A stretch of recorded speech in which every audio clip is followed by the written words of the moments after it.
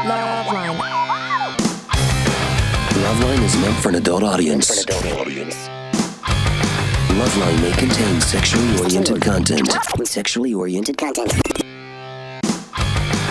Listener discretion is advised. This is LoveLine. LoveLine. With Adam Carolla and Dr. Drew. Hey, everybody, it's LoveLine. I'm Adam. That's not Dr. Drew. That's Dr. Ohad, who is OBGYN, who you've heard on this show on numerous occasions. Filling in, yes. Dr. Ben. Yeah, that's sorry. It's just easier. Yeah, it's easier. Into the mic. Here I am. Yeah, Hello. It makes it easier, too. Thank Couldn't you, pull Adam. it toward you. Dr. Ben is, I knew I called you something different in the past. Dr. Ben is a gynecologist and an obstetrician, and he delivers babies, and he knows all about them parts down there. And here's the thing. Quite a bit, too. Let me say this about Dr. Ben. Dr. Ben's the real McCoy. Smart guy. A lot of people claim to do things for a living, but the second you start picking their brain, I scratched their brain like a lotto ticket, and it turns out they know nothing. I'm amazed at the amount of people that claim they're a professional, fill in the blank, and then the second it's like, your number one Mitsubishi dealership in North America, huh? Yeah, how much horsepower does the Glant have? Oh, it's peppy. You don't know? You don't know. You don't know anything. That's how most people are. This is how most people are. Walk around. Go to the stereo store. Talk to the guy. He wants $4,000 for a 42-inch plasma. Is this one? Is this a monitor? Or does this have the speakers built in? Let me check on that. Really? You don't know. Those must be the new guys. It's everybody. Really? You think it's everybody? Nobody knows anything. We're living in. There used to be a time when people just prided themselves on knowing stuff, and now you get penalized for knowing stuff. You're considered bookworm or kiss ass or old. Yeah. So the point is Dr. Ben actually knows things, which is amazing. Wow. Your mouth is writing checks.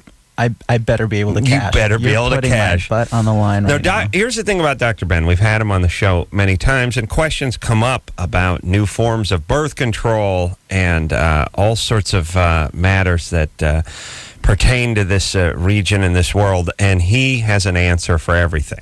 Yes, you do. Right. It may not be the right answer. No. But I'll give you an answer. That's not the point. The point is you have confidence and chutzpah, as your people say. Thank you. So actually people say chutzpah. But I didn't want to get crap all over the mic. So first off, so tonight we should be steering our questions because Dr. Drew is following his daughter in some sort of ice skating tournament. Wow. Hey, that's pretty cool. It's cool. It's a good involved dad. It's awesome. That's cool. It can be eating disorder on the way. But, yeah, it's awesome, except for when his wife hits me up. She's like, the girls' ice skating group wants to go to Paris this year, and we're taking donuts. And I'm like, you want... First off, you ice skating parents don't know, it's not like you guys are playing like, inner city Pop Warner football or something. You guys are all filthy rich, number one. Number two, I don't need to subsidize an 11-year-old's trip to Paris. Yeah. And by the way, this is like 2-3 years ago. Like, oh, you mean she's almost made it to 10, has not seen Europe? She's not seeing the Champs-Elysees? Yeah. She's almost 11? Right. Oh, good Lord. Yeah. I didn't see an airplane until I was 33. Are you high? She's like, okay, make the check out. I'm like, I'm not giving you any money.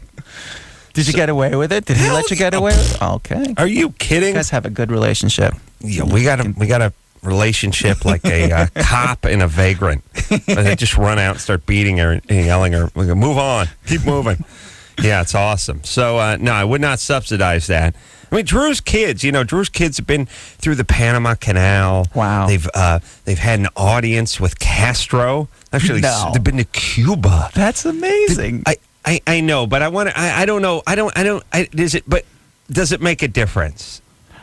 You know what I mean? You know what? It's got to make, if they're doing it together, it's worth it. So I'm jealous. More power to them, and I'm hoping they're having a good time. Are they in Paris now? No, now they went to like Connecticut or Vermont or something. They're going to New York. She got Good into for them. figure skating, and they just travel all over the world. Wow. Yeah. That's wonderful. Yeah. I hope they're having fun.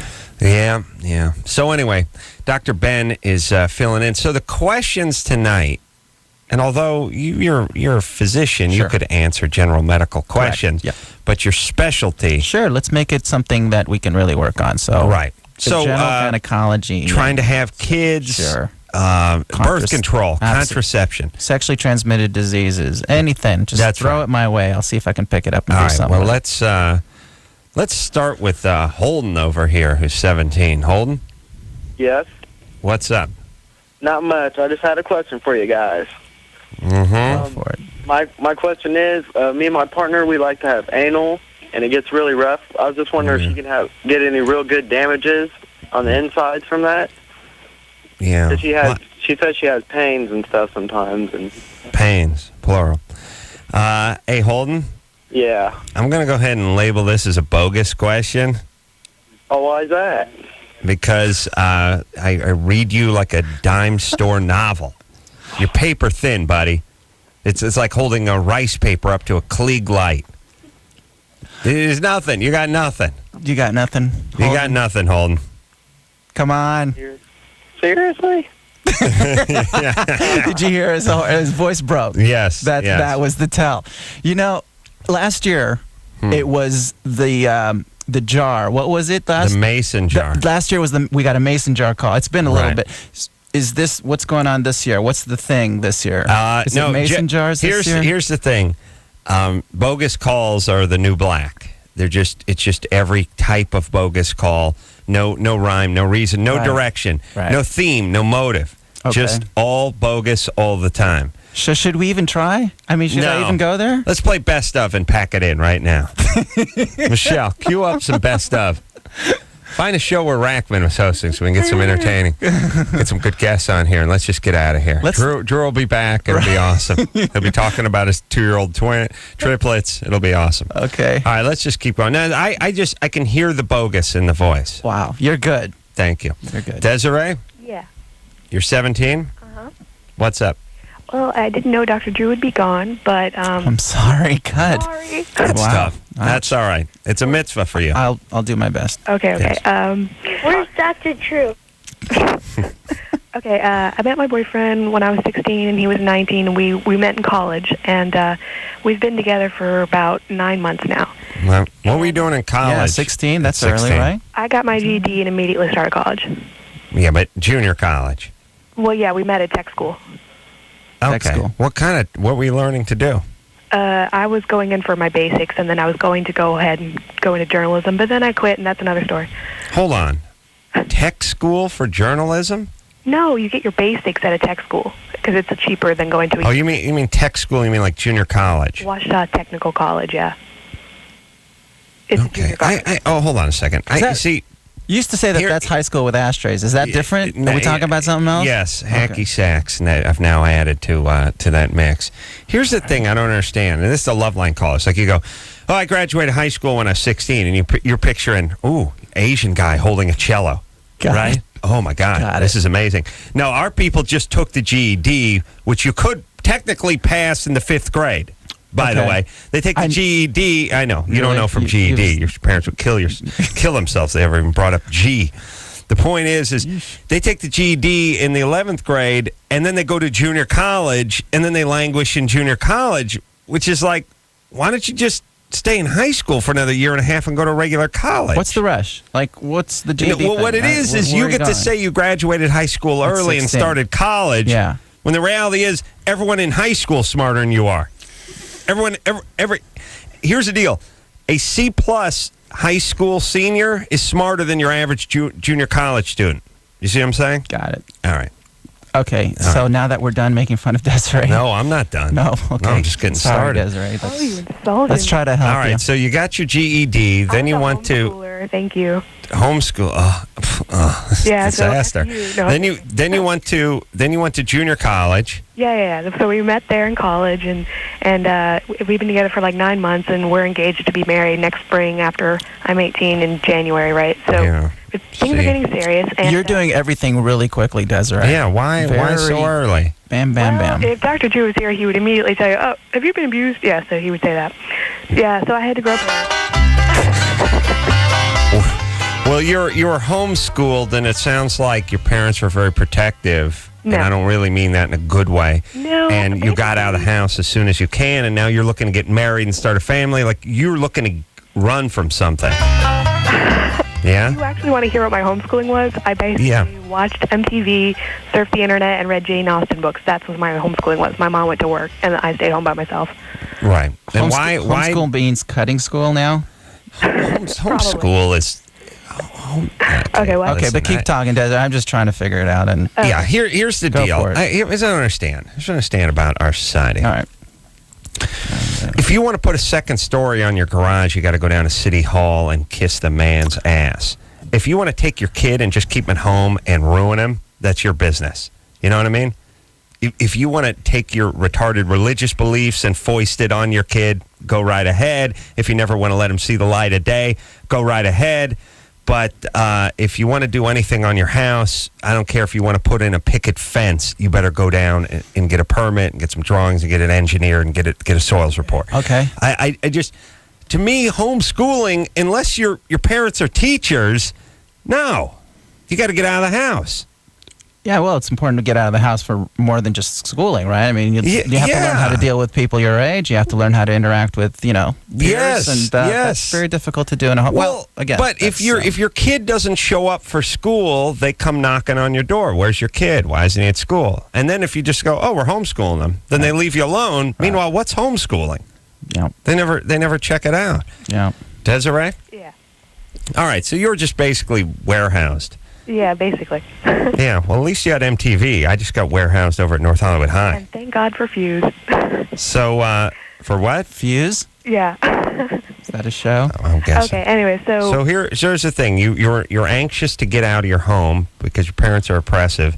You got out, you met this guy in junior college, and now you want to get married. Yeah, well, now we're kind of serious, and it's just kind of bothering me that the constant, you might leave me for some other guy keeps coming up, or, oh, I'm shit. And I'm just like, either this is coming from, when he was in high school, he was constantly being picked on for being a punk and being chubby, and when, I think last year, one of his best friends died. So I'm wondering, like, does he need to go to therapy? Because this is really bugging me constantly having to reassure him. All right, Desiree, listen to me. You're not stupid. You just grew up around stupid people. That's true. A little their stupid stink rubbed off on you. Okay. You need to not get married. 19-year-old guys aren't ready to get married. Yeah, here's what I'm getting out of this. I think this is maybe his way of having her back out. Maybe he's trying to... Sabotage? Yeah, he's trying to sabotage this because I'm not sure he's ready. So he's going to say, well, you're going to leave me and, I'm not good enough for you, blah, blah, blah, blah, blah. And then basically just give you enough outs where you're like, okay, I've had it. And guys... And he gets off the hook. There's whether he knows it or not, that could be subconscious. Also, 19-year-old guys are all over the map when it comes to relationship. They're jealous. The next thing you know, they're camped out in front of your house. They're stalking you. It's getting a little cathartic, but they are all, they're just all over the map. It's like, it's almost like they almost can't physically handle a long-term, committed, intimate relationship because they're like puppies. They just can't handle the responsibility of it. Their nuts haven't dropped yet. I don't know what it is. It's a 19-year-old man can't do that. Well, especially men. Maybe women get through the process earlier, but men are just not cooked at 19. No. I don't think we're done. No, we got a gooey center. Yeah, we're not cooked. No. He needs more time. That's right. We're pink in the middle. And also, when I'm in charge, people who meet under my regime, people who meet in junior college will have to be sterilized because I can't have that horrible gene passed on. You know what I mean? That mutant retard gene. Kid's going to come out 5 arms and no brain. Do you know what I'm saying? You want 2 junior collegers hooking up? They're going to give birth to an ashtray. Just a beanbag ashtray, the ones they used to have in your car. I mean, I don't even know if a kid would come out of them. Is that what we need? A legacy? Yeah. Do you know what I'm saying? I'm getting you. Yeah, someone's going to be sterilized. I'm going to have to keep them away from each other. Yeah. All right. And I say this with great love because everyone in my family went to junior college. But Right. look at them. Okay. All right, let's go. Can alcohol tolerance be passed on? That's interesting. That's interesting. I don't know the answer to that, but that's an interesting Let's see if we point. can put our two great brains together and get to Yeah. the bottom of it. Nick? Yeah. Yeah. You want to know, do you have a high tolerance for alcohol? Yeah. Mm-hmm. See, we used to call that heavyweight as opposed to lightweight, you know? I wish I wasn't, but yeah. Yeah, no, it's nice. It's like it's like small people complain a lot, but I got a small buddy. Name is DeWeese. He just flew JetBlue to New York, and I realized, to you, every seat is first class. You know what I mean? I'm 6'2". I got lots of elbows and knees. I mean, if I fly coach, it's really uncomfortable. The person in the seat reclines in front of me. The tray pushes into my sternum. This guy's a miniature person, and the difference between coach and first class is our two sizes. Yeah. It's all his. I don't think his feet touch the carpet when he sits in the thing. Right. He's comfortable. Now let me say this: lightweight, same thing. Couple of beers, you're effed up. You're good for the night. Save a lot of time and a lot of money. Plus, if you get pulled over and you have to take a breathalyzer, it doesn't know the difference between a heavyweight and a lightweight. Right. See what I mean? You get effed up, but not legally effed up as fast. They're coming out with a pill that makes you get drunk faster. Oh, really? Yeah. Anderson. I'm excited. Did people hear you say that on the air? Yeah. Good. Got to get me a prescription. That'll save some money. Well, here's the thing: if you're heavyweight, you got to drink, 12 pack of beer. You get fat, you get poor, and you get pulled over. Yeah. Nick. Yeah. Nick. Yep. So you got the heavyweight gene? Yeah, I think so. All right. How much do you weigh? How tall are you? I'm 6'2", 230. Yeah, that's going to take more than a couple of beers. No, Right. but see, me, I'll drink a 12-pack in an hour, and All after right. that, I'm just full. Mm-hmm. Oh, more full than drunk. More full than drunk. Well, you got to shift over to either, like a grain alcohol, like a harder alcohol, or maybe a heroin. The only time I've actually been drunk, I drink, those big vodka bottles. Yeah. I drank like 3/4 of those by myself. Yeah. So Drinking that was alone. the only time Hey. I've ever been drunk. I have a question for Nick. You're 21. Yep. You live in Riverside. Yeah. Do you go to school at UC Riverside? Nope. Oh, okay. Shocking. I was just wondering. What do That you was do? my alma mater, and I used to know guys like Nick. I was just wondering if that's where he went. No. Okay. Do you roof? What do you do? Drywall? What do you do, Nothing. Nick? Oh, wait. Right What? now. Right now? nothing. Yeah. Okay. Drinking. So Nick, you're in the same boat that a lot of myself and a lot of my idiot friends were when we were 21. So you have to pick a path and figure out something that you're into and get into it and just figure out something other than trying to get effed up and do it. No, I don't drink a lot. All right. I'm just, when I do. All right, I'm bored. But here's the thing. Yes, I do believe some people have the heavyweight gene. I wouldn't doubt it. There are people who drink a little bit and just don't remember the night before, get crazy, Yeah. defecate on the coffee table. And then there are people that are loaded and you can't even really tell by talking to them. Yeah. This is why I want the designation on my license. Of A heavy. heavyweight. I got it. Heavyweight status in the alcohol department. Right. Because here's the deal. I got hand surgery a few years back. I had a couple of Vicodin, a couple of beers, got in my car, no problem. Never been in an accident in my life. I know everyone's like, oh, you can't talk about... Look, here's the reality. Me, with 18 beers in me, better driver than my mom Sunday morning, stone cold sober. That's the reality. Okay. That's the bottom line. So here's the deal. I'm 190 pounds. If I drink 4 beers and get pulled over, I'll blow over a .08 and I'll get arrested. Right. Me with 4 beers in me, I could have 4 beers in me right now. You'd have no idea. I could put 4 beers in me right now and drive through the pylon cone course faster than anyone in this building. No problem. Gotcha. You see what I'm saying? I getcha. So why shouldn't Shouldn't that be factored in? I wonder if there's a way to do that, though. Because on a breathalyzer, I wouldn't see the difference. So Breathalyzer. that would be a tough one Right. to Here's what I'm saying. make up Yes. for. My mom could have one glass of champagne, get behind the wheel, be completely legal as far Yeah. as the breathalyzer goes. You wouldn't trust her. Plow through an orphanage, as she does almost every weekend. All right. You have to bail her out every One weekend. small glass, a thimble of champagne, and then right for the orphanage. Whereas me, I could have myself 5-6 beers, blow 0.15, but be fine. I want one. the heavyweight designation on my license. I just want to go down to like the proving grounds for the CHP, set up the pylons, give me a couple shots of Smirnoff, and just see how I do. Make it through the pylons, I'm fine. Interesting point. It is. Yeah, you and Nick could have a drink over it. Yeah. That's a good point. No, the reality is I know guys that have circled the globe drunk. Nobody ever wants to talk about it because it's like, oh, listen, you don't ever get behind. BS. If you're a good driver and you're not an idiot, you can drive drunk. You're fine. Still better than half the people are on the road.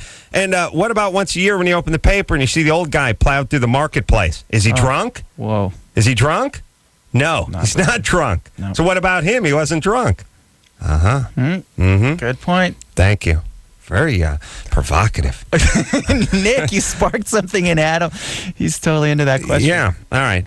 But is it a gene? Can you pass it on? I can tell Nobody you honestly, knows. I do not know. And I can tell you honestly, nobody really knows. Right. You can pass on the alcoholic gene, Definitely that. but not the heavyweight gene. Right. Tina, Hi. 32. Hey. Hey, Hi, Dr. Ben. Hi, Adam. Hey, Adam. hey, Tina. 34 double D. Really? Yes. That's good. You see, people, I don't have to tell us to Dr. Ben. He handles boobs all day for a living. He's paid to handle boobs. But, a lot of people do that D cup, and it all sounds great, but they're like 42 triple D. That's a 700-pound woman. What you want is that 34 D cup. It's the small Double D. back. Double D. For your pleasure. That's right. Yeah. All right. So what's wrong with you? Bad teeth? Okay. He's already a big fan. Yeah. Okay, here's my... What'd you ask me, Adam? Go ahead, baby. Okay, here's my question. You know how, Dr. Ben, you don't have to get your period anymore? Right. Like, you can take the pill without taking the 4th week, just consecutively? Correct. How long can you do that for? For as long as you need to not get pregnant, basically. I mean, you can do that forever. And then menopause Yeah. kicks in? And Yeah, basically. I mean, there are some people who do that for specific medical issues. Like some people have menstrual migraine, so as soon as they get their periods, they're going to have a real bad migraine headache, and they don't want to get that. So they basically, Really? for medical reasons, need to keep doing what you're talking about. I think a lot of people believe that you're sort of playing God with someone's like ovaries. Like somehow you taking control that way is going to have no free lunches in nature. Somehow you're going to end up getting osteoporosis when you're 51 or something. Right. But the pill's been around long enough now that it's just nothing Right. comes of and it. honestly, right? it's interesting. There's actually a good story, Adam. I won't bore you with the details on how we came up with I'm already bored. with going on a 28-day cycle. It doesn't even have to be 28. It was totally almost random based on the lunar theory of menses. There are lots of women all over the world who don't get monthly cycles, and it's considered completely normal. It's only in kind of Western society that women really? expect to have monthly periods. In many parts of the world, having a period once every 3 months is totally normal. Why? That's on their own. Is Nutrition? their diet? Oh, yeah. Nutrition, mostly. Yeah. Stress, nutrition. A lot of things can change how somebody menstruates and ovulates. Is it safe to say that in general, the better your diet and the less, you're not carrying water in a gourd on your head for 70 miles every day, but you're sitting home, you're having a sort of Western comfy life out here. Is that going to make a period once a month? Yeah, generally the speaking, stress and the diet and everything. as long as screws you've got it up. enough fat on board, Right. you're most likely going to have plenty to make normal, regular monthly periods. Right. So And these countries you speak of we're not talking about Sweden. Yeah, but I mean, in a way, you have to think, if we took ourselves back 50,000 years ago, we might have been a little bit more like that. We had to run to catch our food. We had to, it was totally different. We barely had enough to kind of stay alive. So Right. back then, you could say that humans originally were never meant to have monthly cycles. That's actually a Oh. fairly common misconception of what is, what has to be normal. It doesn't have to be. Monthly. It's interesting. So is the hypotheses, or I don't know how they know, they find like a tampon fossils or something, but I mean, write that down. That's a great cracker. Tampon fossils. Awesome. Yeah. Little of that cheese squirted in the center. Here's the thing. 100,000 years ago, do you think do most people agree that women didn't cycle every month? I would say that that's overwhelmingly true. And now they've gotten a little more relaxed, a little extra layer of fat, not quite as stressful, and now it's every month. That's right. Could we look forward to every 3 weeks 100,000 years from now? No, generally speaking, that's kind of what we think, that if we have enough fat reserves, that's basically what where it most stops. Women are going to cycle at. Yeah, about 28 days, and we'll go, let's say, between 21 and 35 days. So right around 28 days, plus or minus 7 days. So by doing this with the pill, you're just sort of getting back to where we may have been millions of years ago. Well, you're actually getting back to what Western society is doing now. And you're, in a way, you said playing God and taking over and doing things unnaturally. We're doing that all the time as soon as we do birth control pills. So, in a way, to manipulate things even further and, let's say, not have periods for a year or 2 years, it's just basically all the same thing. You're just manipulating it so that, you're not having periods. I don't feel that way. I just think that people have this feeling that eventually they're going to have to pay the fiddler. Okay. You take a pill to do something to make you different for 30 years, and eventually it's going to come time to pay. Okay. I think that's where people are coming from. I hear you. Do you want me to? Do we have time to get into it? No. Because I can actually explain why there's actually a lot of health reasons to stay that way and not have periods. But no, okay. I'm hip. But you're just here to say that is not true, and the birth control pill has been around for 45 years and no side effects. Well, there are side effects on birth control pill, but certainly going on for 3 weeks and getting a period, and going on for 4 weeks in a row and not having a period, in other words, never taking a break, a 7-day break, there's nothing necessarily wrong with doing that. It just, the reason why we allow people to get that 7-day placebo break is to constantly reassure them, I'm not pregnant. I just got my period. Really? I'm not pregnant. That's more of what we're doing. All right. Are you saying you're not pregnant? I haven't gotten a period in a long time. Wow. All right. I didn't know the placebo sugar pill break was to let them know that. Sure. So, okay. Yeah, all right. Just to constantly Interesting. All right. We'll take ourselves a quick break. Dr. Ben. See, I told you. He knows things, everybody. He's filling in for Dr. Drew. And, Durex. Yeah, that's right. That's right. Yeah, speaking of sex.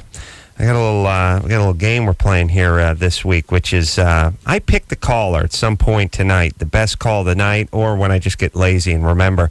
And that caller is going to get themselves a party pack, which includes some CDs and a poker set and money.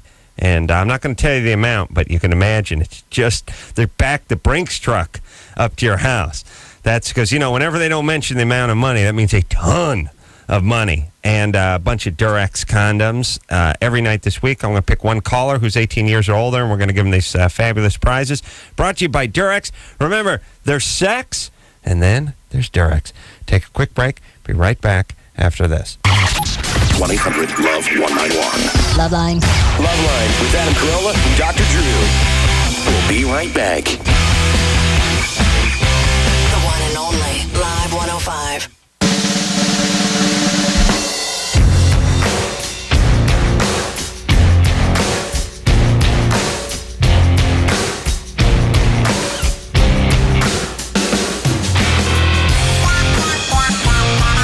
Hey, everybody, it's LoveLine. I'm Adam. That's Dr. Ben. Hey. Dr. Ben is an OB-GYN, and he is filling in for Dr. Drew, and he has the answers. And always learn something when Dr. Ben comes in.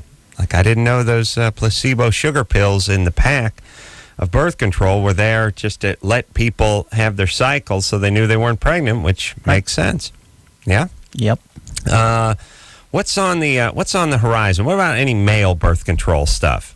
I don't think I can talk too much about male birth control. People are trying all kinds of different things. Unfortunately, the problem with a lot of the male contraceptives that people are trying to put together have anti-testosterone effects, and that's the last thing that guys want to hear about is people messing with their testosterone. For example, Depo-Provera, which is a female contraceptive, as an injection, is given to sex offenders because once a man gets Depo-Provera injected into them, their sperm production gets almost to zero, but their sex drive also goes down to zero. That's unfortunately, that's kind of a bucket that comes together.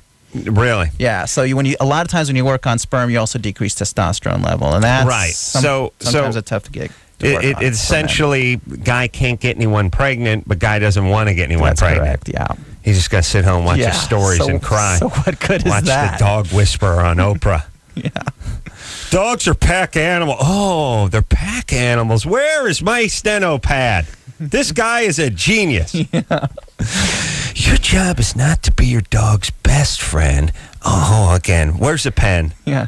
Well, if you're a guy watching Oprah, you already know there's something going on. There's already something going on. You're already lactating right into your postum. So pathetic. Oh, what you women buy. What does this mean when the light goes on? Is that what? That's an air raid. That means what just happened here? Why did that happen? I don't know. We're in a disco all of a sudden. Something. I don't know what that is. There's a red light above us. It's just the phone. Oh, the phone's it's the ringing. phone. I thought it was a noise. Like, Come on, I thought it Dr. meant Ben. to stop you from talking about something. I don't know what it is. Yeah, right. We'd have sunburns from that thing if that was the way it worked. So you get a Depo is given to sex offenders, and that's a common thing. The parole that once a month, It's once a week. What do you have to do? Even castration has been tried before on sex offenders, and that takes their. I mean, any way that you can get testosterone out of the equation, you're already gonna basically put somebody down. Right. They're going to be like not too interested. Well, let me ask you this though, with the sex offender thing, because it's interesting to me whether this is a physical drive, an emotional drive, or both, and who knows, or different in different sex offenders. You remove the sort of testosterone from the sex offender. Right. You remove this sort of physical urge to commit whatever crime against whatever individual. Okay. But does it also have an effect emotionally? Well, let's put it this way. We know that testosterone and estrogens have receptors on the brain. I mean, there are receptors for these hormones that we make that definitely give you drive of different sorts. So if you take that out of the equation, those receptors aren't stimulated, and that's clearly going to have an emotional aspect to it. Right. So one can only assume that it works both ways. I guess what I'm saying is what if you're a sexual offender and it's not so much a sexual charge for you, but you were so traumatized as a child, or you're so angry, or you're so effed up that you do it not as even a sexual release, but just to have a victim to feel in charge or whatever. That's probably going to diminish too, minus absolutely. testosterone. I mean, the whole violence thing is going to. Testosterone is really the root of all evil, is it? Is it not? You know what? In my practice, it can sometimes be the root of. I mean, certainly if you're talking about some of the things that I hear about, whether it's inappropriate hair growth in women, where it's inappropriate hair growth, where it's acne, where it's there's a lot of things that are testosterone's bad. But for both men and women, testosterone is very important for libido. Clearly, both for men and women. Women make some testosterone. It's an important part of being sexually active and wanting to have sex. Tell me if this would work.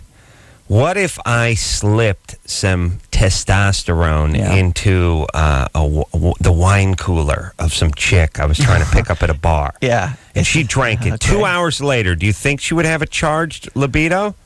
You know what? Just don't answer. Just go get it. Just go out to the van. Yeah. Okay. That's yes? You know what you can do? It would work? Can go. All those female bodybuilders that just don't look like females anymore? Yes. I like them because it's like you can ask them what their things are like. Oh, they have clitoral megala. That's actually true. That's pretty good, Adam. Yeah. I see some of Drew is definitely rubbing off on you. Yeah, his mega clitoris rubbed on me. Is that what you're talking about? No. Here's my point. Yeah. So really seriously, if you started spiking your wife's punch with testosterone, you would probably see her sex drive go up. You would also see her gain about 50, depending on how much you're putting in. You're also going to see a whole bunch of stuff like hey, little hair around the areola. Exactly. Now you're are you going to be able to meet her halfway there is the question. At what point? But I just want to know technically it would her sex drive would probably go up. You could probably say and then my immediate question, how about later that night? How about Probably doesn't work quite that fast. Not that Although fast. we use injectable testosterone, and we know, let's say in postmenopausal women who make, let's say, 0 after the menopause, when their ovaries stop working, that's where where most of testosterone comes from in women. And we replace testosterone. Generally speaking, we see levels increase significantly after an injection within 12 to 24 hours. So you do get All right. some significant output fairly quickly. Fine? Okay. All right. Does that answer your question? I don't know. Can that syringe be put into like a graduating ring, like a class ring? You know, so if I like slapped them on Got the it. back, said "Great to see you," and they were like, Yeah. "Ow, what was that?" I was like, "Oh, there's a mosquito on your shoulder." You're a tricky one. Just work on it. We'll both get rich. Okay. Robert, Yeah. you're 27. Yes, I am. What's up? Well, my wife's got PCOS, a polycystic ovary. And what I'm wondering is, right now we're just now starting to try to have kids. Sure. And we've done it for a year, and we're not getting anywhere by ourselves. I'm wondering how difficult this could be for us to conceive. Definitely increases the infertility issues that you guys have to think about. Now, let me just ask you just a couple of quick questions. How often does she get periods on her own? Obviously, Right now not on she's birth. cycling about once every 3 months. Yeah, and that's part of the problem there, Robert. Is if you're stepping up to the plate less times, it's going to be harder to get pregnant. So she's ovulating, let's say, once every 3 months. It's Right. very hard to know when that once is going to be. So it becomes immediately, just by numbers, a little bit more of a difficult process. So instead of 12 opportunities a year, That's you have right. 4 opportunities That's right. a year. Right. And so if a Right. normal couple will take, let's say, 6 to 9 months to get pregnant because they get 6 to 9 times Yeah, to step you're- up to the you're plate, 2 years. it's going to take you a lot longer. So that's one thing. The second thing is there's very good evidence that people with polycystic ovarian syndrome actually also have an increased risk of miscarriages. So even if you get through, you have an increased risk of miscarrying that one pregnancy that you were able to conceive. So it's kind of a double-sided bad coin, okay? It's Right. hard to get pregnant, and even when you get pregnant, it's hard to keep the pregnancy. Now, as far as should I give some general information Go on ahead. polycystic ovarian syndrome? Okay, so polycystic ovarian syndrome is a multifactorial problem for we think about 5 to 7% of women in the United States may have this. So almost half. A significant amount of women have this. This is not an unheard of syndrome where, generally speaking, women have never really quite have regular periods. Their ovaries seem to make too many androgens or some of the testosterone type hormones. They do not cycle, as I mentioned, very regularly, and there are basically some problems associated with Well, that. let me Pregnancy is one. Increasing their risk for, let me just finish this up. Increasing their risk not only for infertility, but also for problems like diabetes. They tend to be heavier. They tend to have inappropriate hair growth because of the testosterone, which we talked about. Yeah. They tend to have an increased risk of having cholesterol abnormalities and hypertension. These ladies have an increased risk of uterine cancer. In other words, all these things kind of come together, but where she's at with Robert, it's mostly infertility issues that come up first. Right. And just Later on, the beard. And later on, there are some other issues. Well, maybe we should just put her down. It sounds like we ought to just go ahead and put her Sure, down. Robert doesn't want to put her down. Well, I think it's the humane thing to do. Search your heart, Robert. I think you know him, right? All right. So what should she do? Good and question. let me ask you this real quick. Like, what percentage, like in nature, what percentage of women just weren't really born to conceive? You know, I mean, did you believe that 10% or 5% of women just weren't supposed to?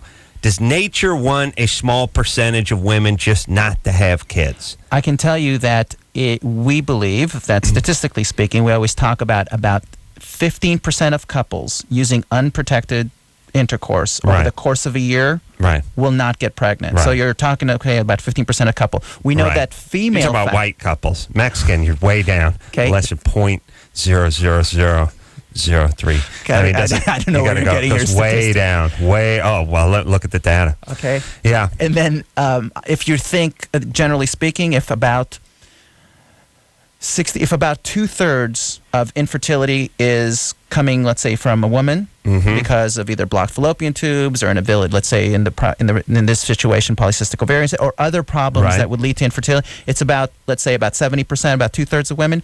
So you can come up with your own. Is it 10% of women? Is it 5% of women that just can't conceive? It's a significant amount. Yeah. All right, and then through science, we can get that down Definitely. to 1%? We can get that down pretty darn low if you're willing to go to in vitro fertilization. If we can stimulate an egg, Right. retrieve it, mix it with sperm, and then plant it back into her, if we start young enough, we can get almost everybody Right, pregnant. because I'd like to conceive soon. Hey, Robert. Yeah.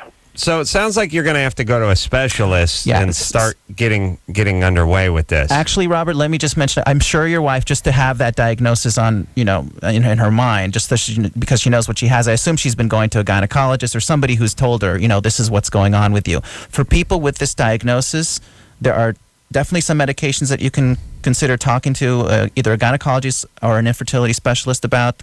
Right. Clomid, glucophage. There's a lot of things that are happening right now in this field that will allow her not only to get pregnant easier, but also to keep a pregnancy. All right, we need to take a break. He's calling from Idaho, so Sure, he's he probably can got get to in touch see with someone who works with bovine animals. I don't know if they have to have any gynecologist OBGYNs over Sure there. they do. But I don't know what's so different between a man and a cow or by a yak or a sheep or something like that. I mean, it's all just parts. I'm just saying, you get a good veterinarian, and he's gonna be able to. He'll know his way around. Okay. It might take him a while to get acclimated. All right. All right. Well, Dr. Ben is here tonight. This kid is a whiz with the vagina. We'll take ourselves a quick break. We'll be right back after this. Dude, you got issues. Call LoveLine. 1-800-LOVE-191.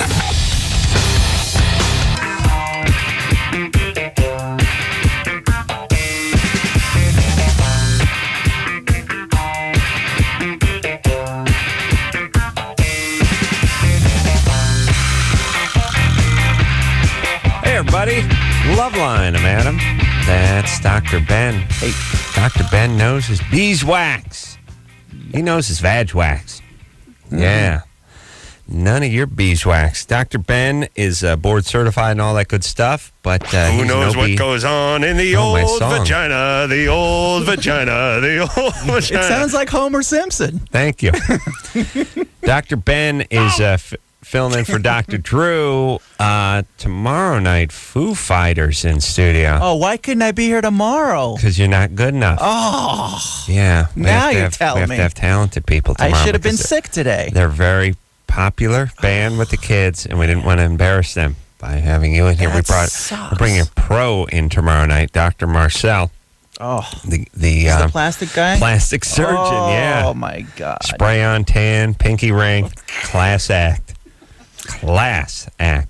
No, Marcel is very good at what he does. And tomorrow night, Marcel and Ben are both experts. Drew is, he's a sort of jack of all trades. He's in the amazing. medical He's world, but amazing. Master of none.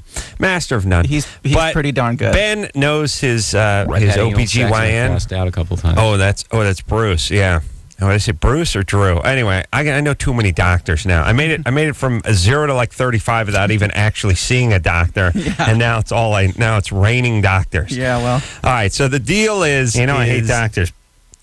What's his name? Anderson. Please, I just leave. You can finish the show for me. Doctor, I think Marcel is coming in tomorrow night. And so line up your plastic surgery questions for tomorrow, just like tonight. We'll have our OBGYN questions. All right? You don't care who we talk to? Let's talk to Christy because she has a hot-sounding name. Christy, Hi. you're 19? Yes, I am. What's up? Hi. I had a question. I am about 6 months pregnant, and it's getting more uncomfortable for my boyfriend and I to have sex because now I have a stomach. And I was wondering what would be the most comfortable position and the most safest for the baby. Okay, great question. A lot of people, Christy, believe it or not, are like, and I get this from the husbands, who are totally freaked out by their wife being pregnant and won't go near her. Like, it's really weird. Like, as soon as the wife starts showing, they just get this phobia, and they're like, I can't do it. It'll hurt the baby. It'll hurt her. And they get totally freaked out. It's the first time that instead of, let's say, maybe sexualizing their wife, they're starting to think of her as a mother. I mean, like, a lot of stuff goes on that I hear about. And just the bottom line, Christy, first of all, it's totally safe, I would say, for 95% of women who are pregnant to have intercourse at any stage in pregnancy. So, I mean, you can hopefully give them some reassurance that that's not an issue.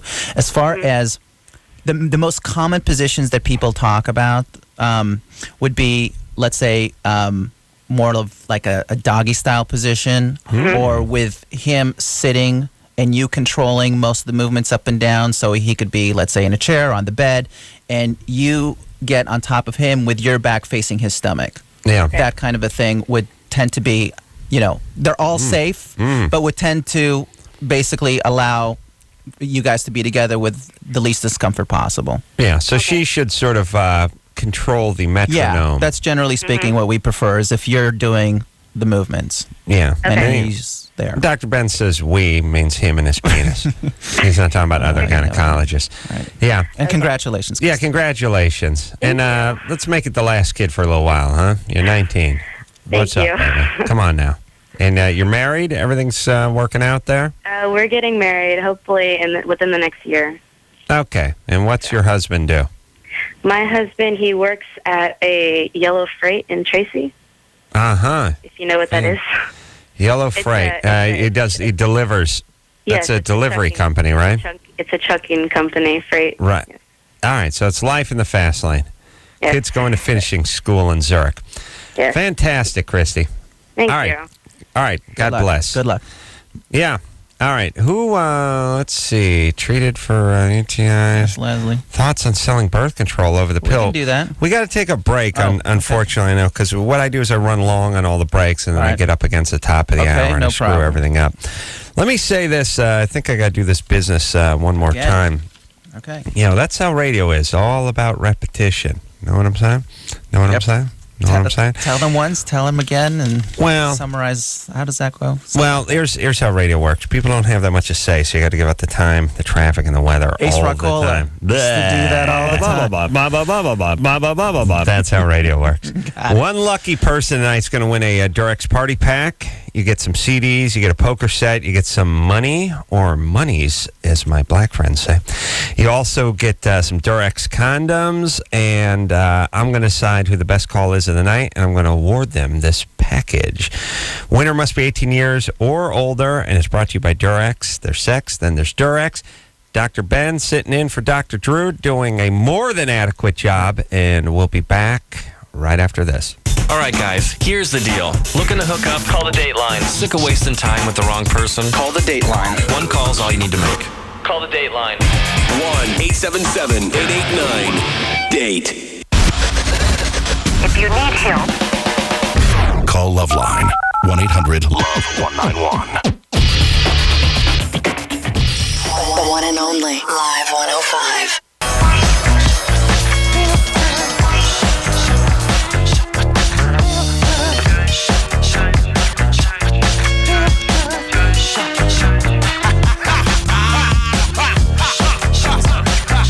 Hey, everybody. LoveLine. I'm Adam. That's Dr. Ben. Dr. Ben filling in for Dr. Drew. And then some, you know what I mean? It's like if Dr. Drew was an 8-ounce cup, Dr. Ben's a good 12-ounce soda. Hey, Can't fit in there. 12 ounces. Too much. You Thank got to you. take a swig. Thank you. Yeah. Wow. He's a pro, this Dr. Ben. Total pro. Knows what he's talking about. I think Dr. Marcel is going to fill in tomorrow night for Dr. Drew. Marcel is, of course, a plastic surgeon. He's been on the show many times and has as many answers about plastic surgery as Dr. Ben does about gynecology. So line those questions up for tomorrow night, and tonight line up the gynecological stuff and Foo Fighters in tomorrow night. So we got that to look forward to. You want to speak to Lisa? Love to. And then there was, what happened? Was there a birth control pill? Yeah, I want to talk to... let's do that. Talk to Eric, who's 24. Eric? Hey, Adam, Dr. Ben, thank you so much for taking my call. Hey, Thanks for calling. Boy, I love Durex condoms. Anyway, let me Great, get to my yes. call. Wow, Thank you. Yeah, I really do. He's gonna I get have the a couple money. of quick questions. One, in a local paper today, there's an Oakland, California-based group that's talking about trying to get all normal birth control pills available over the counter via pharmacists. And I was wondering what Dr. Ben thought about that. Well, as you know, in our state, Eric, you're calling from San Francisco. In our state, it's already being done with emergency contraception, right? So you can go to a pharmacy. You can say, I've had unprotected intercourse sometime in the last 5 days, and my last menstrual period was X, and the pharmacist will just basically give you emergency contraception. The difference between as far as the hormones are concerned, only took 10 years to get it through this meathead's fat cabezas, by the way, idiots. Go ahead. Okay, so I can't stand all these idiots setting policy, these sort of half-tards setting policy. Yeah. So, well, anyway, the difference between, let's say, emergency contraception, which is already being dispensed by pharmacists in California and I think 5 other states, is already being done. The next jump would be to getting birth control pills in a similar fashion. And to be honest with you, I really, for the vast majority of patients, I don't think there's going to be a problem with that. It's already being done in other countries, by the way. Of course. Right. So we're always way behind in these things.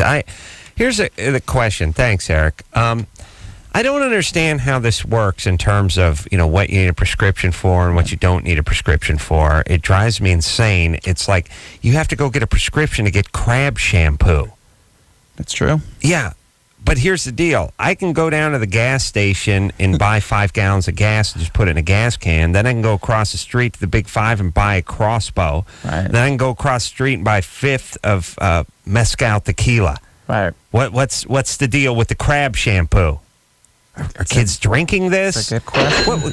Give me a worst case. Thank you. It's a money thing. Give me a worst case scenario for putting crab shampoo on the shelf. And it's the same with like this cortisone cream and stuff like that. Oh no, you can buy the stuff that's 0.000000000 point actually has no cortisone. You actually owe cortisone. You rub it on, you owe cortisone. It leaches cortisone out of your body. That you can buy, but if you want the stuff that works, you gotta talk to. What's going on? All I can tell you is that first of all, almost anything, even Tylenol. Okay, you can get Tylenol over the counter. Yes. Okay, Tylenol. If you look through the physician desk reference and hear about all the horrible things that you can get That's a from good way to taking kill enough yourself Tylenol, with that. then you think twice. Aspirin, gastrointestinal bleeding. I mean, people take way too much aspirin sometimes, and they end up almost killing themselves. Right. Kidney damage. I mean, you know what? Right. There's almost nothing that's like zero side effects. Except for crab shampoo, actually, ironically. So I can see that, there's some threshold, and I don't know what that threshold is, where somebody decides up there in the FDA or wherever people make these decisions that, this far and no further, and then they go with that. I mean, a perfect example, something like Claritin. 10 years ago, not over the counter. Same exact dose. We had to give a prescription. Now, over the counter. Zantac couldn't be purchased over the counter, 10 years ago. Now, we can buy Zantac over the counter. So, I assume that at some point, we may get to birth control pills. Okay, you know what?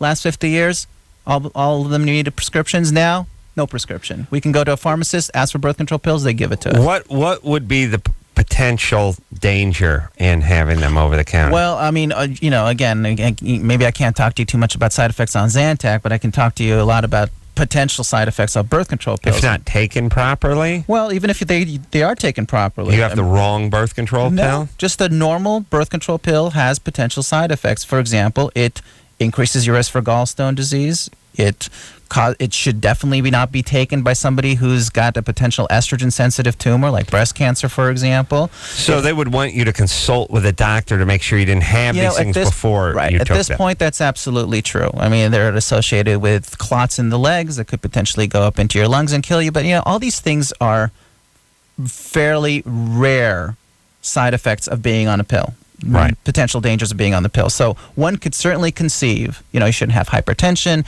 Smoking is a relative contraindication. You damn well shouldn't be pregnant when taking. I mean, there are certain things that, you need to go down a list and check off before you feel completely comfortable. But, pharmacists are already getting into this thing of going down a list, checking things off and saying, you know what, you're a pretty good candidate for this. Have you attempted to communicate with any of the pharmacists in the Los Angeles area? I have to all the time. I call in prescriptions. So, Do you have any idea what the F any of them are saying?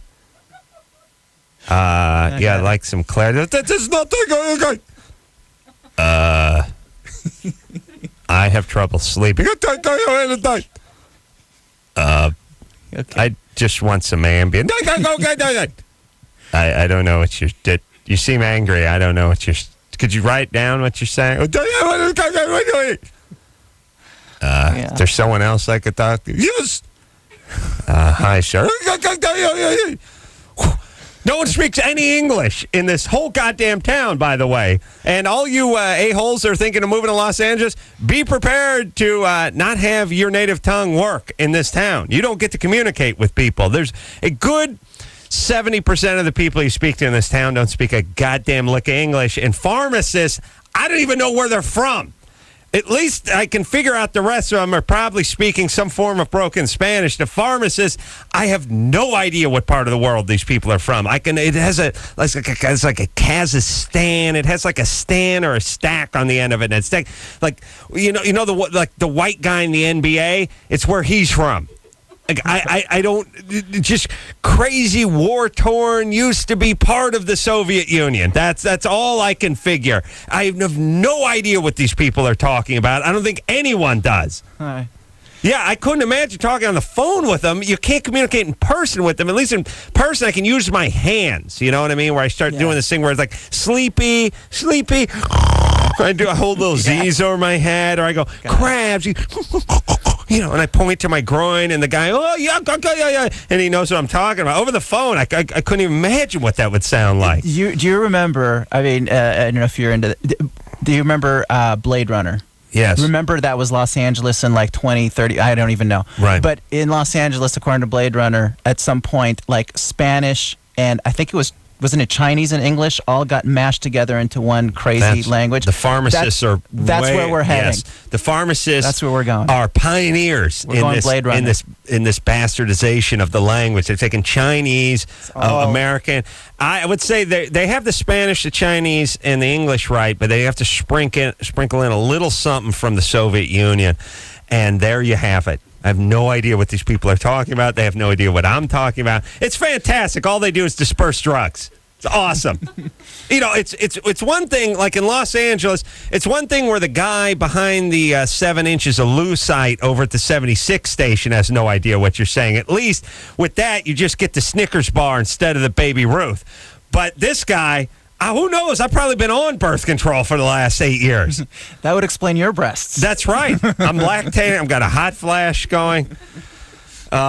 Poor Dr. Ben has to talk to these people over the phone. I couldn't even imagine how that would work. What is that? Yeah. There's nothing with all the schooling that know English? No, it's good because we speak medicalese. So in a way, I can see why you may not completely get through. I can get through. Because we don't really talk English anyway. Right. Talk English, speak English. Right. We don't communicate that way. Right. So it's easier. Because the low overall is that in all languages? You know what? In this country, you would have to just go with that, and they would know what you're talking about. Okay. So, well, that's awesome. Like I said, I give these people a hard time, but I can, if I bring in like a dry erase board, I can usually communicate as well. To draw a picture of myself with X's where the eyes are. Yes. I'd like to go to sleep. Could we get something going? Good one. All right. Where are we? Who do you want to talk to? This, or this? How's that? Your player's choice. Should I just be more directed? No, you're good. Okay. Leslie? Just giving you options. Yes. You're 20? Yes. What's up? Okay, I just had a medical question. I keep getting urinary tract infections, UTIs, every time I have sex. Yep. Now, I'm just wondering if that's like a medical thing going on, or if that's just like... It's actually very common, Leslie. There's actually a name for what she's got going on. You know what it's called? I'll give you a good one to use later. All right, I'm going to give on the plastic surgeon tomorrow. You can say, "Hey, do you know about this?" Honeymoon cystitis. That's exactly it. It's called honeymoon cystitis. Thank you, Adam. Something's rubbing off on you. Oh, look, you want to take my calls tonight? I'm going to sleep. Take my pager. All right, please. Okay, so here's the honeymoon cystitis deal. Is that women are, as you can imagine, in many ways, are built very different than men. The one particular way that it's important for this issue is that your urethra, where the tube that leads from your bladder, is actually so much shorter than a man's that it's very easy to have bacteria pushed up into the urethra and into the bladder. For men, it's almost impossible. That has to go a very long way. In fact, when men get bladder infections, We're generally talking about men that get catheterized. I mean, something physically gets pushed up into them. Right. That seeds bacteria into their bladder. Whereas for women, it's intercourse. Is there also, or is there any difference between sort of receiving and giving when it comes to men and women? That women sort of receive and men sort of give in terms of pushing something up something. It's got a longer way to travel as well. So basically, that's kind of what's happening. It's more of a mechanical issue where things get pushed up through a fairly short distance into the bladder. What is the distance approximately between, and none of that metric crap, right? Because I'm American, you understand me, brother? Yeah. What is the difference between the length between the bladder and where, let's say, the base of the penis? Because the penis is 6 inches long; it's got to travel that 6 inches, and then how far from there to the bladder? It's only a couple of inches further. So for women, it's just a couple of inches. That's right. That's the couple of inches that the women have to deal with. Now, a couple of things that you can do just to mechanically try to work on this issue, Leslie, is as soon as you are done with intercourse, get up and go to the bathroom and pee. So that's like one thing that you can do. That's what flushes it. But it doesn't seem to help. It actually kind of made it worse. Okay, now let me tell you what else you can do, and we do this all the time, and you can talk to your doctor about this. Okay. For some women, unfortunately, so you don't get into this cycle of constantly treating yourself for bladder infections, is that you not only do that, but in the bathroom or with you also have one, we call this prophylactic antibiotic dose that you're just, instead of being on, let's say, antibiotics for 7 days after a bladder infection or trying to take care of a bladder infection, you would take one tablet prophylactically right after intercourse and pee, and then you go to bed and you're done. And that will overwhelmingly kind of prevent it from ever getting a foothold. Prophylactically means stop it before it starts. Correct. Don't treat it after it begins. That's correct. Yeah. Okay. So that would be another thing that Leslie could consider. And, I do this all the time. You could get somebody like 20 pills or 30 pills, plenty of refills. They always have one around, almost like birth control. I mean, they just have it around, and they're using it every time they have sex. And then never Sometimes lets it take hold. That's correct. All right. Also, you can do what I do, which is urinate during the intercourse. Okay, because I play it safe. I play it safe because I don't have such a long way to travel up the urethra, if you know what I'm saying. I hear you. You know what I'm saying? Okay. All right, Leslie. All right. Good luck to you. Yeah. All right. Let's talk to Jennifer on line 6. It's Jennifer. Oh, hi. 21. What's up, baby doll? I have lived with my boyfriend for a year now, and he's been out of town on an internship for about a month. And I wanted to purchase a dildo, and I've never had a dildo before. And I was wondering if it was offensive to buy one that was bigger than he is. This is almost a philosophical question. So, Yeah. Adam, what's your philosophy? Well, first off, other than your home, a dildo is your biggest purchase. And so it's going to take some serious, at least what my parents used to tell. I remember my dad would always say that. To you. Yeah, I'd say, second to your home, your most people's biggest.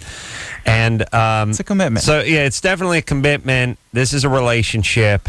It's it will become a child of yours. You'll have to name it and keep it in a velvet Crown Royal sack.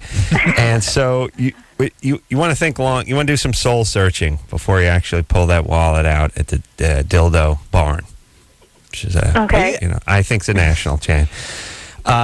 So here's the thing: you want to get a vibrator or a dildo, because there's a difference. Well, I'm not really sure. Okay. It's my first time. I should work at a porn store.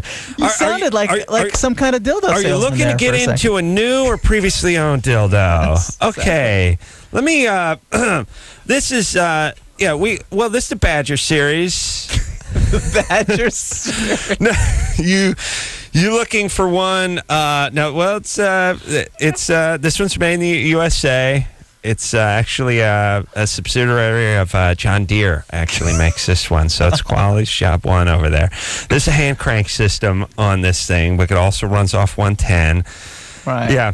I could see myself working. I can see you doing that. Yeah, and then I could do that thing too, where they were like, how many times does this vibrate per minute? Let me check on that. It's peppy. It's peppy. I'll tell you what, it's peppy. Let me check on that. That's my fantasy, to have a job where I get to check on things all day. Hold on, let me check on that. That's a warranty on the dildo? Let me check on that. You'd be so good in customer service. Oh, I'd be awesome. See it all over you. Awesome. You're the man. Yeah, we're no credit, come on down. Bad credit, come on down. Foreclosures, come on down. Bring your old dildo. We'll take it as a trade-in. Come on down. It's dealing days. Summer's heating up. Come on down.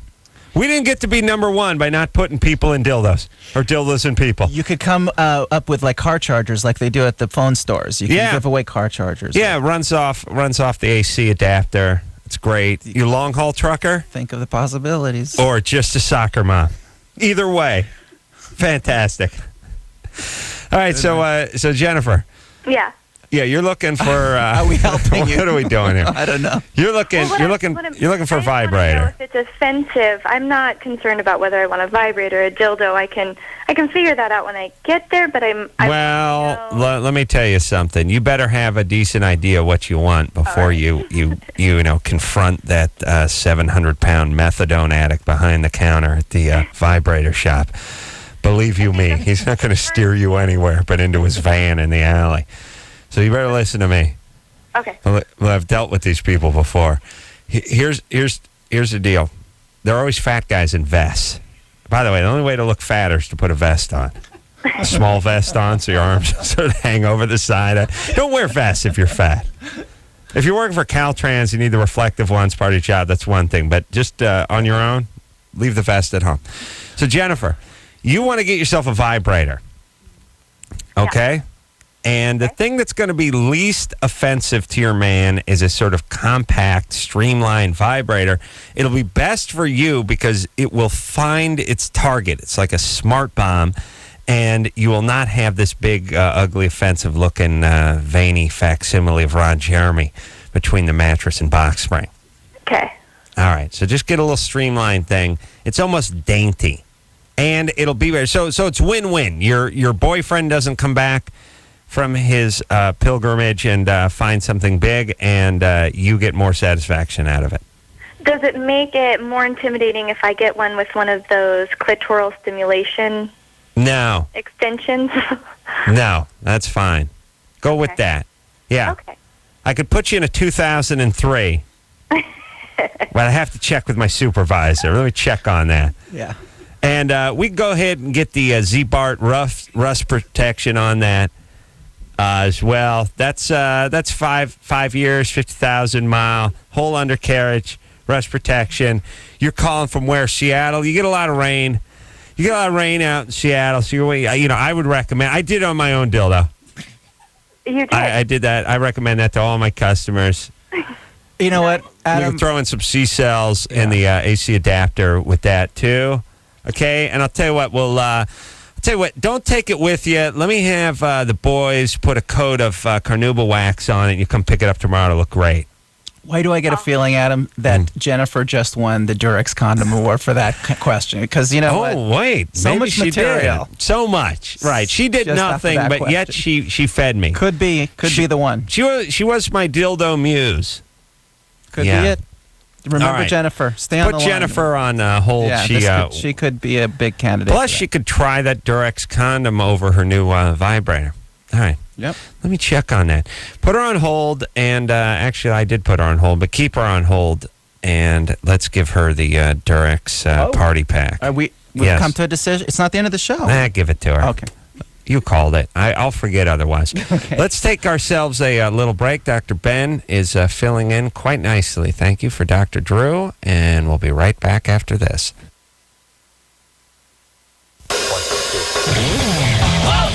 LoveLine will be right back, so get your problems ready. Want to dress up your sex life? Visit Durex.com. The one and only Live 105.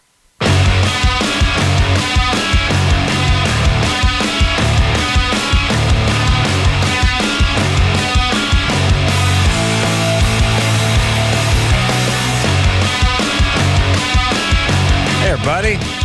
LoveLine. I'm Adam. That's Dr. Ben. Dr. Ben filling in for Dr. Drew and doing a great job. Dr. Ben is an OG, B-O-I-N, or G-Y-N, I should say. Yeah. Where's Dr. Drew? Dr. Drew I'm is... a 12-ouncer. Don't mess with me. Oh, really? Yeah, you said 12 ounces. Oh, yeah. Drew's 8-ounce cup, and we got 12 ounces worth of soda to put in it. That is Dr. Ben. Expert. Not see, Dr. Drew is in a good place because he's on LoveLine, and nobody has any education or any brains, calls the show. They can never call him on anything, He does a great job. He does a great job. He's a great man. Yeah. He's, I don't know, where he's with his daughter and wife, and they're going out ice skating, and they're like on some kind of tour, and they're going to New York, and they're in Vermont, and they're making and being. I'm, of course, over here because I care. You know what I mean?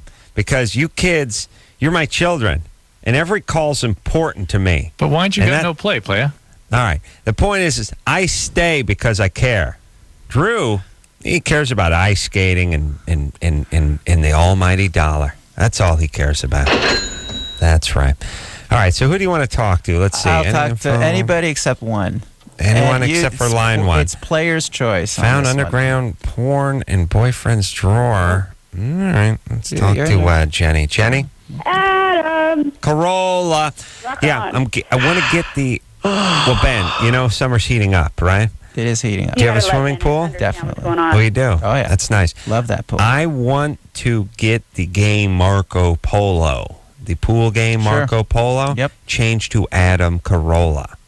It works. So that explains this. That's how this works. If you could start playing it at your home, I'd appreciate it. I'll think about it. Make a note if you would. I just wrote it down. Thank you. Jenny? Oh, yeah. I'm telling you that game works. It works. It works. It absolutely does. And Marco Polo, the guy's been dead for 900 years. He's yesterday's news. Time for a change. Time for a change. There's a new sheriff. Here's what I like to say. I like to say this. There's a new sheriff in town, and his name isn't Marco Polo.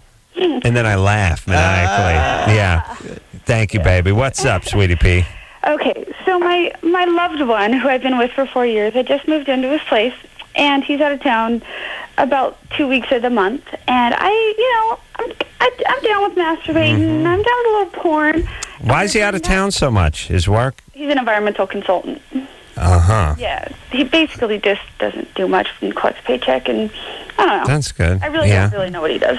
Well, what does he do? What does it environmental? Sample like water wells, like at gas stations and I see, right, and that kind of thing. See if there's things leaching into the environment. Yeah, exactly. All right. So I know I bring up, hey, you want to rent a movie or you want to buy a movie, like a porn movie, or, nothing crazy, just a little something, or, get something off Dish or whatever. And he gets completely repulsed and disgusted with me. And he's like, that's disgusting, that's wrong, it's not Christian crap. And, he just kind of goes in, and then he gets disgusted with me and won't even touch me for like a week. Okay? And then, lo and behold, I'm putting away clothes, and plus I'm snooping. I find a magazine in his bottom drawer, and it's not just porn.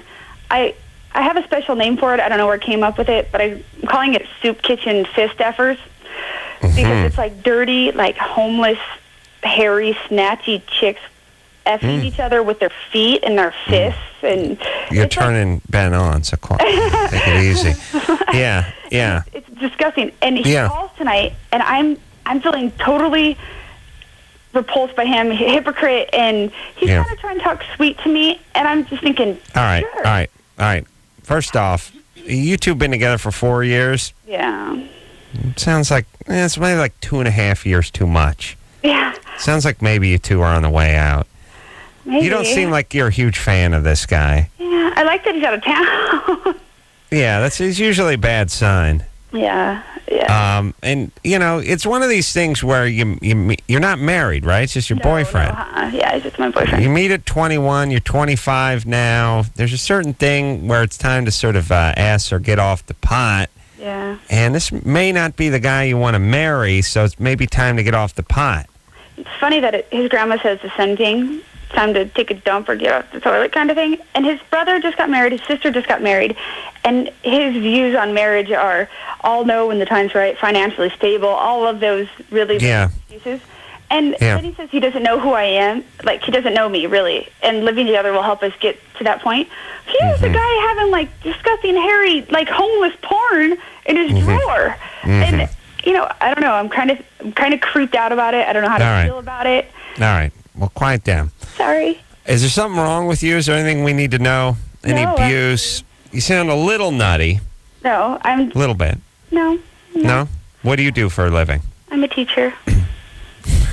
You got to bring some of that porn in to show kids what the world is really like. Biology, so it's all about the human anatomy. Yeah. And look, I agree. They say porn is a window to the soul.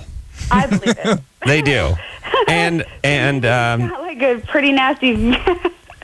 yeah, look, hold on. It doesn't make you into a pedophile or rapist or serial killer, but you show me a guy with some... And there's a point, There are guys that like the big jug porn and guys who like a little ass play or something like that. But there's a point where you cross the line and it starts getting into, amputees going at each other with bowling balls. And at that point, I judge. Like I say, the guy who's into this, something's up. Doesn't mean he's ever going to act out on anything, but it's not the guy went leading the Webelow troop into the woods. You know what I'm saying? It's important. These are indicators. They're not, doesn't mean that the person is necessarily bad. They're just like a doctor. Certain things you look for. Doesn't mean there's cancer, but you feel a lump. Maybe it should be investigated. You know what I mean? I'm almost there. You're almost there. Okay. The analogy, it's a stretch, but a little bit. Okay, I'm worried. Okay, this guy doesn't have to be some sort of bizarre, deviant guy, but it doesn't sound like she's that into him outside of the porn that's in the drawer. In a way, though, Jen, you came into this guy's apartment, or I don't know, you guys are living together now. You were asking the question, is this going to work out? Maybe this is beginning to tell you that it's not going to work out. I mean, you're asking the question, you're getting some answers. Maybe, this is what was supposed to happen. I don't know. Well, that's right. Well, and, look. Trying to introduce porn again since I just moved in and kind of just, setting up this, the bedroom just because it's been 4 years and, we're like an old married couple. And when I found this, I thought, oh, my gosh, I can't even think of him, Yeah. All right. So, look. Okay. Homeless chick. Okay. And part of the problem is he's not, his libido isn't what it used to be with you. And now on top of this, I don't know. It's very convenient and easy for me just to sit here and go put a fork in it and move forward. But it's what happens. You're supposed to have a few relationships. You're supposed to have some hits and some misses, some trials and errors. And then at a certain point, you hook up with the right person. And by the way, it's the right person because you've test-driven a few others. Exactly. It's a good fit. You get married, you have kids, then you get divorced. So I completely agree with that. I just think this one, I think it's been 4 years, and 4 years has been enough. Maybe. Or maybe, you know what, she can turn it around and make it work. Maybe, she'll confront him, she'll have a discussion, they'll get closer over this. I don't know. I mean, anything's possible, but I don't think she can ignore this. It's just maybe time to... All right, well, let's confront the guy and when he gets back and see what he has to say. Lisa? Yes. 22. What's up? Oh, I have a wonderful question for you guys. I'm hoping you'll be able to answer. I am using the Nuva ring. I've been using it since I just had a baby 7 months ago. So I've been using it for about maybe 5 months. Okay. And that's not just 7 months ago, but, I have some issues with it, but at the same time, I really like it. How does that work? Is that the ring that's impregnated, pardon the pun, with the hormones? Actually, I think I brought one several times ago, and it looks like a bangle. It's like a bracelet, like those Livestrong. Yeah. And then you can squeeze it together and insert. It's a little thinner than the Livestrong, but it's basically you can kind of squeeze it. It's very malleable, and then you put it in, and you don't feel it. But by making contact with the vaginal walls, it slowly seeps the same hormones that you would get. Let's say if you were to take the pill orally or to put the patch on your skin, it just gets into your bloodstream, and it works just like the pill. So the ring doesn't do anything other than deliver. That's correct. It's not a barrier like a diaphragm. It's not not a barrier to sperm per se. Wow. Yeah, but it's in the vagina. Man. So let's listen to Lisa because she says she's got some issues with it. What are some of the issues, first of all, Lisa? What do you not like about it? The one thing that I'm really having a problem with is, my husband and I, we really get into it when we, have fun. Yep. And it keeps falling out. Yeah. And it Very hurts common when problem. It's like rubbed, you know? Yeah. So let me give you some suggestions. First of all, hopefully after 5 months, you're fairly comfortable with manipulating this thing, taking it out, putting it in. It's not like it's that hard to do. What I would suggest is you take it out before intercourse, you put it back in. Generally speaking, the recommendation is no longer than an hour out. Okay, so I don't know how long you guys go at it, but an hour, and it's going right back in. Now the other thing, if you really look at the pharmacokinetics, you can probably go as long as 4 hours without it being inside. The little pamphlet says 3 hours. That's right. So you have some time. You can take it out, and then when you're done, you can put it back in. So that's one way around that issue. Any other issues? Well, hold on. Let me just chime in overall with everything. When they say like this can do 3 hours, go ahead and make it 6 hours. If they say this thing holds up to 600 pounds, go ahead and make it 1,200 pounds. Believe me, with all the chicken-ass lawyers in this godforsaken dump we're living in, if they say this is what you can do, go ahead and double or triple whatever it is. It'll be effective. It'll still work. Yes, but you're onto something. I mean, clearly, if you can take a 3 or 4 hour break, you've got some safety built into that. So go ahead, Lise. What else is an issue with this? Well, or are there any other issues?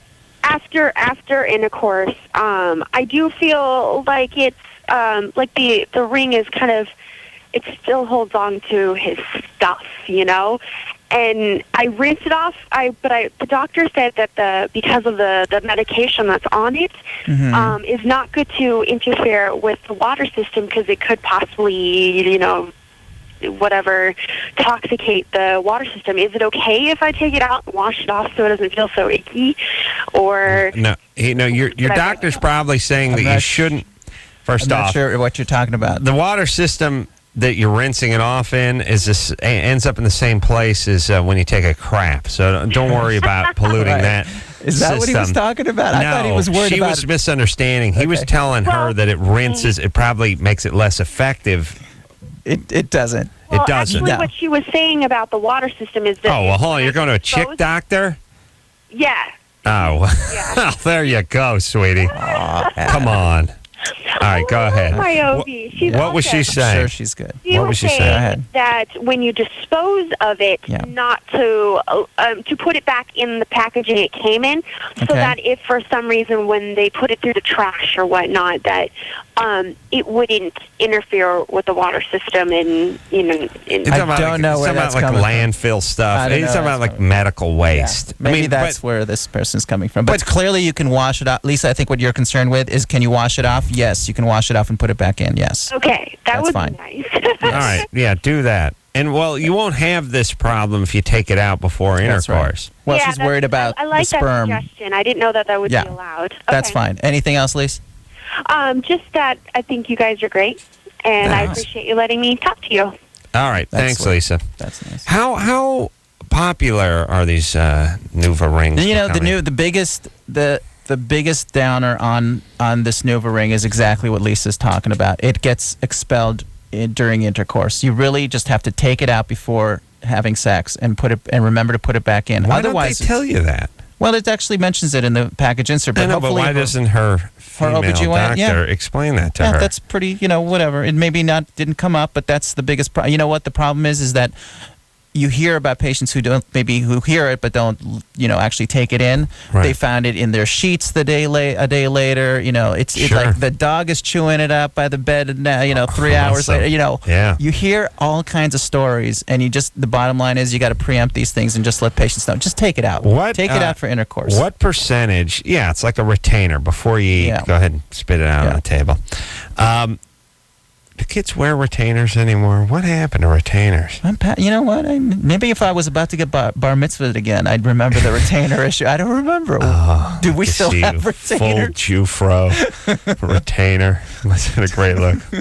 A couple zits on the forehead. Sure. Big collar. Yeah. Awesome. You're reading my book. Awesome. No, there is. Look, there's nothing better than all my buddies who are bar mitzvahed. Actually, I only know one guy, Nate Wittenberg. There is nothing better than looking at a bar mitzvah from the late 70s, even early 80s, because the fashion was never worse. The 13-year-old. Everybody dressed like John Travolta.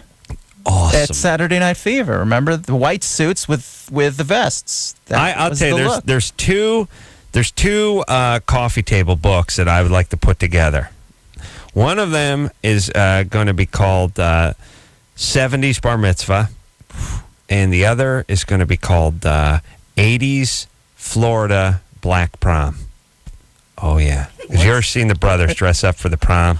Chicks have parasols, guys with like velvet top hats and stuff like crazy novelty. Cool. Let me tell you something about the blacks. They go all out for the prom. Chicks look like extras from Gone with the Wind. Wow. Crazy. That's miles of taffeta. That would be the word. Guys with the cherry curl, like 1983, wearing like an orange tux. Nice awesome. Look. Yeah, the guys with that crazy Jufro, with the part in the side and the full set of braces, looking like John Travolta, except for he's swimming in his own suit because he's too small to fill it up. Oh, the Torah there with the prayer shawl around him. Awesome. They both would make great coffee table books. Yeah. Yeah. I got to burn mine, but yeah. I right. got to for other people. Bring those bar mitzvah pictures in. It's awesome stuff. Yeah. All right, let's get to work on those coffee table books. That would be awesome. And we'll take a quick break. Dr. Ben filling in quite nicely for Dr. Drew, and we'll be right back after this. LoveLine. We'll be right back. The one and only Live 105.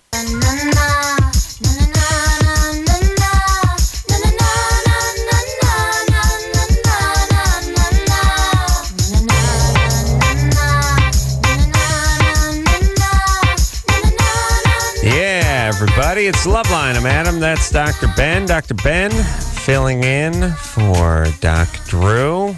Tomorrow night, Dr. Marcel, the plastic surgeon, and the Foo Fighters going to be on the show. All right, let's talk to who? Who would you like to speak to, Ben? Let's do 3. Line 3. Dana. Dana, you're 25. Yes, hi. What's up? I have a question for the doctor, and I had a miscarriage about 4 weeks ago, and I still haven't had my period, and I'm showing no signs that I usually have when I have my period. Right. I'm just curious, is that normal or? Yeah, actually, just a couple of things. How far along were you when you had your miscarriage? Do you? Oh, I only knew for 8 days, so I was 8 weeks? About 2 months, 2.5 months. When you say you only knew for 8 days, you had missed your period for 8 days before you miscarried? No. Is that what I that means? personally only knew for 8 days. And that was how long after your last menstrual period? 2 months. I was fairly early. Dana, this is Adam. I believe everything happens for a reason, okay? So miscarriage, fatal accidents, poisoning, SIDS, it all happens for a reason. I believe everything happens for a reason. Oh, me too. I'm a firm believer in that. Everything. Oh, yeah. Oh, totally. Yeah. Completely. No, I'm okay about it. I was just curious as to how. Were you relieved? Were you trying to get pregnant? Yeah. Oh, you were? We were trying to get pregnant, yeah.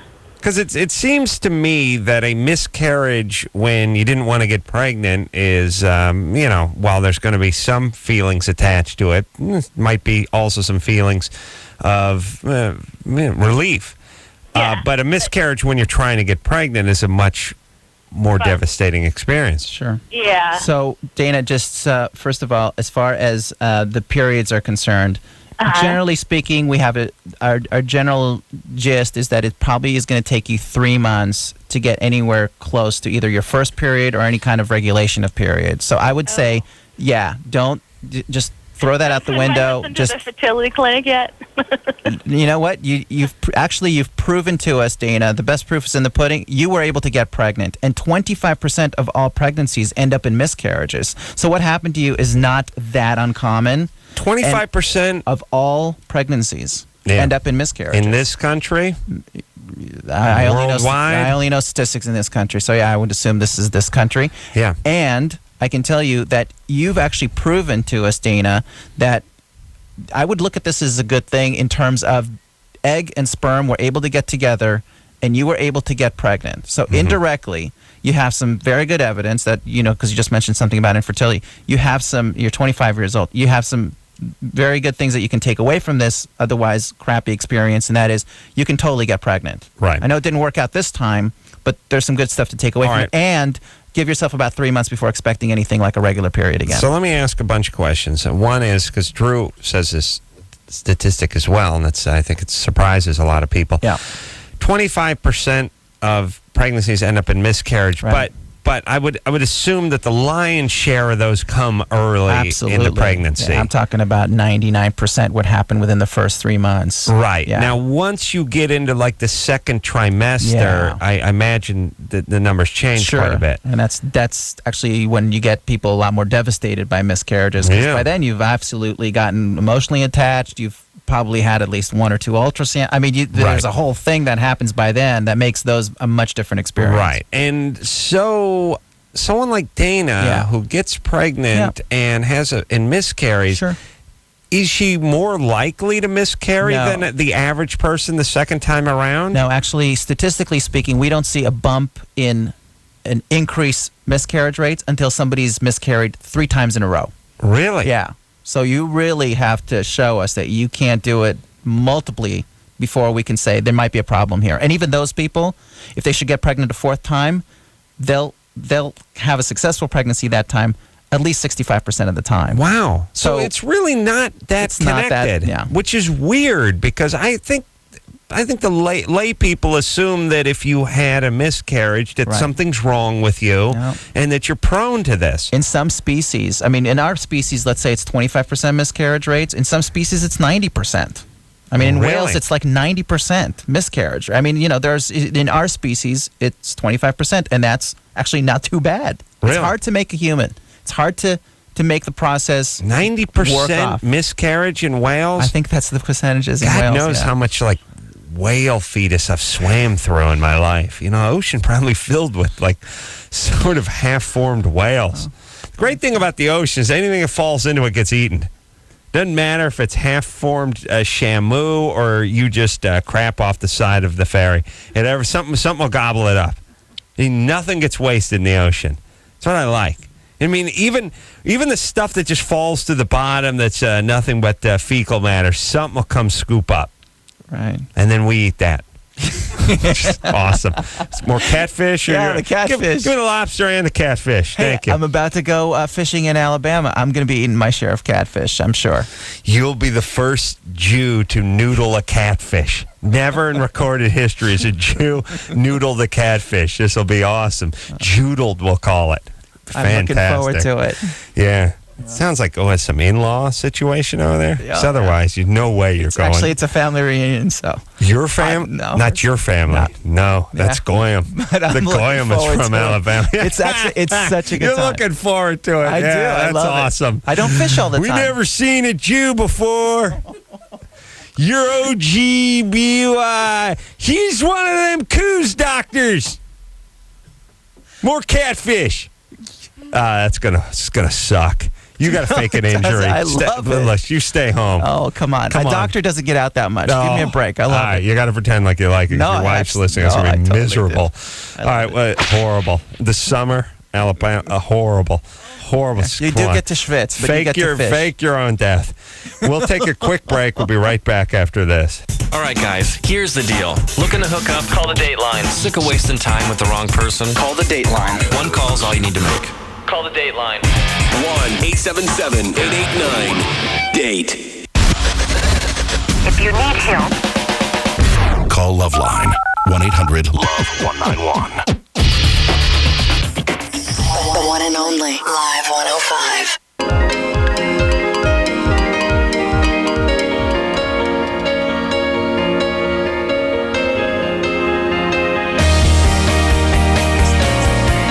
That's the show, everyone. I want to thank Dr. Ben for doing a fantastic job filling in for Dr. Drew. Always a delight.